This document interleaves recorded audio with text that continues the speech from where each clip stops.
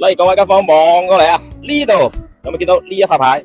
綠色呢塊牌，冇錯啦，佢就係港珠澳大橋嘅上橋點啦。咁呢一度呢，直鏟過去5分鐘就到人工島噶啦。咁今日帶大家睇嘅呢個樓盤就位於上橋點嘅隔離，呢度 total 50零萬，你就買到一套細面積嘅單位啦，而且每個收租2500蚊嘅。事不宜遲，即刻帶你上網望。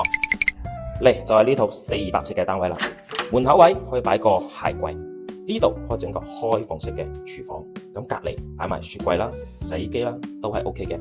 對面呢邊呢，就係一個乾濕分離嘅洗手間啦。咁客廳呢邊雖然唔大啊，但係都好溫馨，擺張雙人嘅梳化位，同埋呢邊擺個2人嘅餐位，都係完全足夠嘅。咁1樓呢邊呢，做咗一間房，可以做客房啦、工作室啦，都係冇問題嘅。咁啊，有冇見到對面？嗱，呢個位置呢度就係珠海嘅華發商都啦。